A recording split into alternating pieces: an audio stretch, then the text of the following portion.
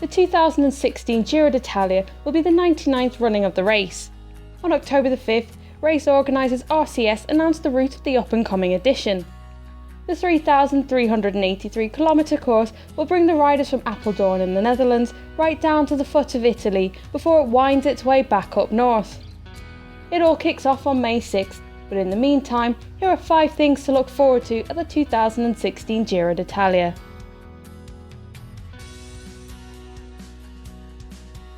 Ever since the Vuelta a España moved to the end of the season in 1995, the Giro d'Italia has been the first Grand Tour of the year. The race's May date is intrinsically linked to its history, with the first edition in 1909 departing from Milan on May 13th.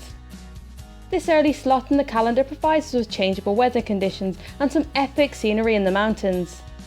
After a month at the Belgian Classics, it also gives us our first proper chance to see some of the major stage races go head to head.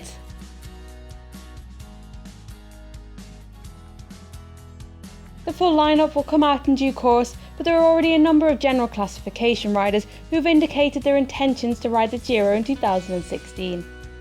One such rider is home favourite Vincenzo Nibali, who seems all too eager to return after winning the race in 2013.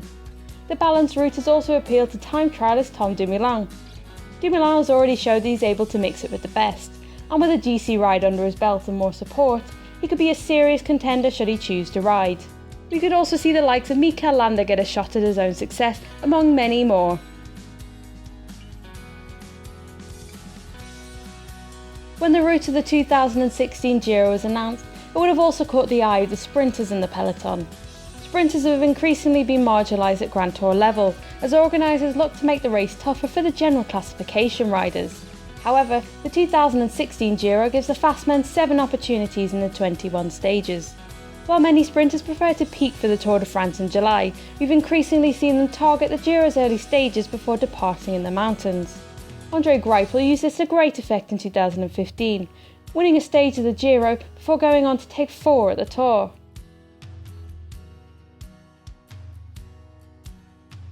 There's a total of 61 kilometres of time trialling at the 2016 Giro d'Italia. The short 9.8km opening stage will supply some early gaps in the overall classification to spice up the first forays into the mountains.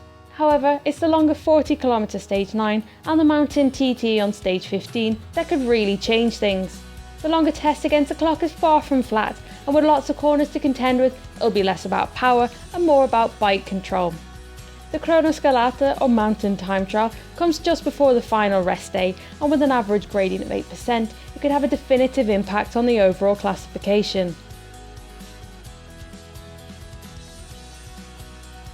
In a departure from seasons gone by, there are only 3 stages in the high mountains, and 2 of those come in the final 3 days. After 3 weeks of racing and 61 kilometres of time trialling, there'll be some serious gaps to bridge for many riders. The stage 19 from Pinerolo to Risul only contains 2 climbs. One of those is the Cima Coppi, and at only 161 kilometres, we should see some action right from the start. While the final day in the mountain is packed in 4 classified climbs, all over 2,000 metres into just 134 kilometres, and a brave rider could make up a lot of time here.